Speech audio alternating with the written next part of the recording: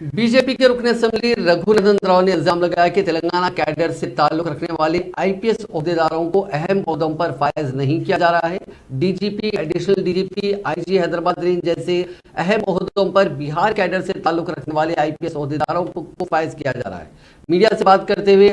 रघुनंदन राव ने कहा कि हालिया दिनों हुकूमत ने 93 आईपीएस ओहदेदारों के तबादले किए, लेकिन उनमें एक ओहदेदार को भी अहम ओहदा नहीं दिया गया। उन्होंने कहा कि चीफ मिनिस्टर चंद्रशेखर राव बिहार से ताल्लुक रखने वाले ओहदेदारों को ही अहम ओहदों की तकसीम में अवलीन तरजीह दे रहे हैं, जिससे ये वाज़ेह हो रहा है कि केसीआर का ताल्लुक हो सकता है बिहार से है। उन्होंने कहा कि मौजूदा डीजीपी अंजनी कुमार का ताल्लुक आंध्र प्रदेश कैडर से, इस तरह तेलंगाना कैडर से ताल्लुक रखने वाले ओहदेदारों को नजरअंदाज किया जा रहा है। बीजेपी रुकन असेंबली ने हुकूमत से मुतालबा किया कि वो फौरी असर के साथ डीजीपी अंजनी कुमार को आंध्र प्रदेश रवाना करें और तेलंगाना कैडर के सीनियर ओहदेदार को डीजीपी मुकर्रर करें। उन्होंने कहा कि हालिया दिनों जिन 93 आईपीएस ओहदेदारों को तबादले और तरक्कियां दी गई, उनमें 4 ओहदे बिहार से ताल्लुक रखने वालों को दिए गए, जिनमें अंजनी कुमार के अलावा संजय कुमार जैन, शाहनवाज कासिम, स्वाति लाकरा शामिल हैं।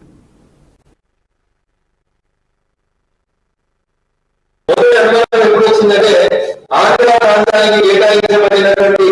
బీహార్కి చెందిన సోమేష్ కుమార్ అనేటువంటి ఐఏఎస్ ఆఫీసర్ తెలంగాణ ఐఏఎస్ ఆఫీసర్లు అందరినీ పక్కన పెట్టి చీఫ్ సెక్రటరీ చేసిన రోజే తెలంగాణ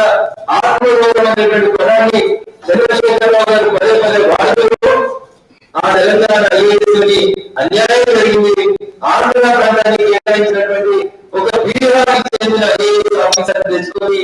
తన మూలంలో బీహార్ నుంచి ఉన్నట్టుంది కాబట్టి అందుకని పాఠ్యవాసన యాక్ట్ వచ్చి కేసీఆర్ గారు సోమేష్ కుమార్ గారు తెచ్చుకున్నామని అక్కడ నెలలో గులీనప్పుడు రాంగ్ మెసేజ్ అలాగే ఇంకొక తెచ్చుకున్నాడు. రెవెన్యూ వ్యవస్థకి భాషగా సోమేష్ కుమార్ గారు బీఆర్ఐ తెచ్చుకుంటే ఆయన ధరణి వచ్చి తెలంగాణ కన్నీళ్ళ